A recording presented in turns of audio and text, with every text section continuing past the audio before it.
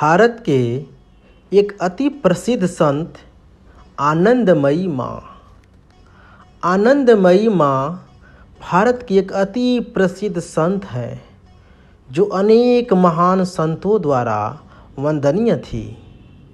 माँ का जन्म 30 अप्रैल 1896 में तत्कालीन भारत के ब्राह्मणबाड़िया जिले के खौरा ग्राम में हुआ। आजकल वह बांग्लादेश के हिस्सा है। पिता श्री बिपिन बिहारी भट्टाचार्य व माता मोक्षदा सुंदरी उन्हें बचपन में निर्मला नाम से पुकारते थे। उनके पिताजी विष्णु उपासक थे। वह भजन में प्रवीण थे। लौकिक धन नहीं था। निर्मला 2 वर्ष ग्रामीण विद्यालय में अध्ययन किया। प्रतिभा की धनी बचपन से लगी। यथा वे एकाकी व अंतर्मुखी रहती। 13 वर्ष की आयु में आपका विवाह तब की परंपरा अनुसार विक्रमपुर के रमानी मोहन चक्रवर्ती से कर दिया गया।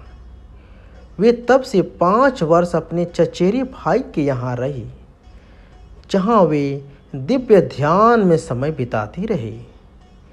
बिना सिखाए ही वैदिक आचारों से देव पूजन करती। कुछ ऐसा भी रहा कि वह भीतर ही भीतर दिव्य देवों से वार्ता किया करती। सर्वप्रथम उनके एक पड़ोसी सज्जन ने उन्हें ऐसा देख माँ कहना प्रारंभ किया। 17 वर्ष की आयु में वे ओस्ट ग्राम में 1918 में पति देव संग रहने गए, जहाँ से वे बजीतपुर चले गए, जहाँ 1924 तक रही। वैवाहिक जीवन में वे जब भी स्पर्श आदि से कुछ विवाहित कर्म करने की सोचते तो माँ का शरीर मृत समान हो जाता। संयम में अद्भुत सामर्थ्य है। जिसके जीवन में संयम है, जिसके जीवन में ईश्वरोपासना है, वह सहज ही में महान हो जाता है। आनंदमयी माँ का जब हुआ विवाह तब उनका व्यक्तित्व अत्यंत आभा संपन्न थी।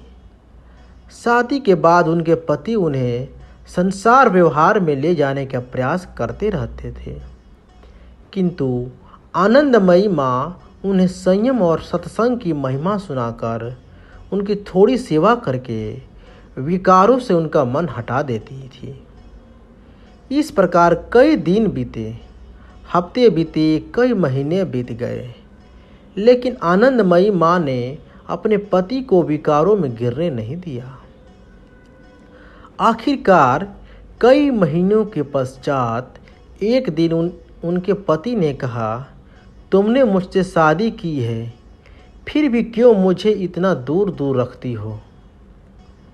तब आनंदमयी माँ ने जवाब दिया, शादी तो जरूर की है, लेकिन शादी का वास्तविक मतलब तो इस प्रकार है। साद अर्थात खुशी। वास्तविक खुशी प्राप्त करने के लिए पति पत्नी एक दूसरे के सहायक बने, न कि शोषक। काम विकार में गिरना यह कोई शादी का फल नहीं है।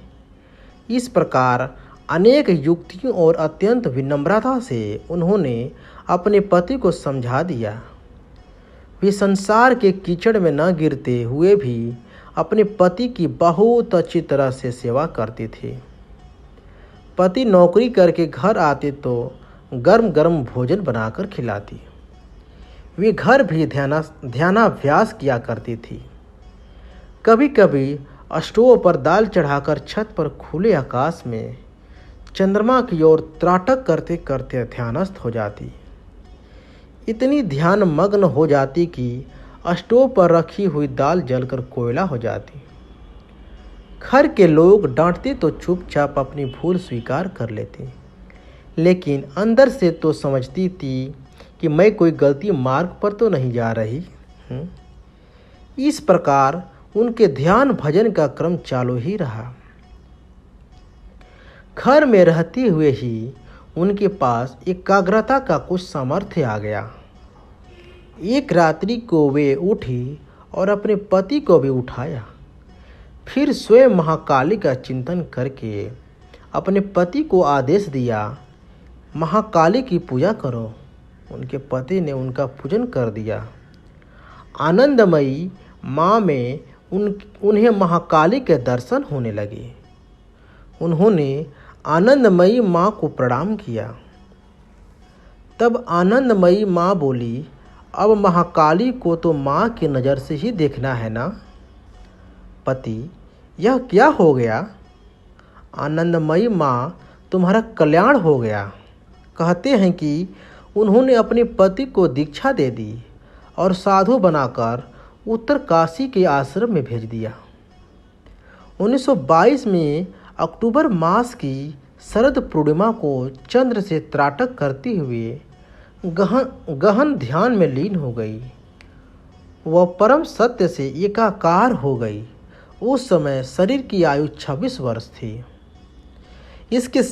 इसके बाद वे ध्यान व कीर्तन में रच बस गई। अनेक शिष्य भी हुए। पतिदेव ढाका के नवाब के सचिव बन गए तो वे संभग चले गए। 1929 में रामानी के काली मंदिर परिसर में पहला आश्रम बना। एक बार वे 1 वर्ष से अधिक समय मौन में चली गई। समाधि व मौन बस पतिदेव उनमें माता का भाव रखते व भोलेनाथ नाम से शिष्य हो गए। बाद में वे भारत भर में विचरण करती रही। हरि बाबा, उड़िया बाबा, अखंडानंद सरस्वती आदि मित्र संत थे। परमहंस योगानंद व स्वामी शिवानंद सब उन्हें आत्म प्रकाश से सुसज्जित अत्यंत विकसित पुष्प कहते, पर वे सभी संतों को वह सबसे पिताजी कहते थे, चाहे 25 वर्ष के साधु क्यों न हो। माँ आनंदमयी को संतों से बड़ा प्रेम था। वे भले प्रधानमंत्री से पूजती होती थी, किंतु स्वयं संतों को पूजकर आनंदित होते थे।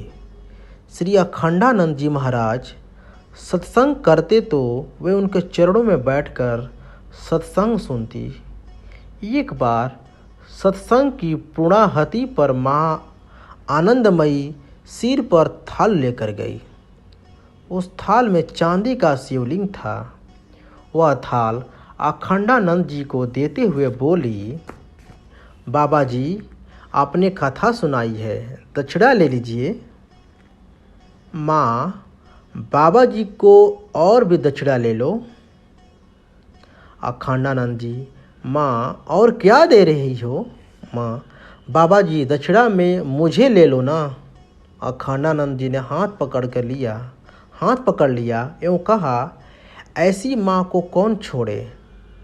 दक्षिणा में आ गई मेरी माँ। यह स्वामी अखंडानंद जी का एक प्रसंग है। यथा उनके अन्य स्थानों पर आश्रम बन गए। देश विदेश के विद्वान भक्त उनसे प्रभावित रहे। यथा देश की स्वतंत्रता के बाद वे और प्रसिद्ध हो गई। 1982 में कनखल आश्रम हरिद्वार में वे ब्रह्मलीन हो गई। हरि ओम।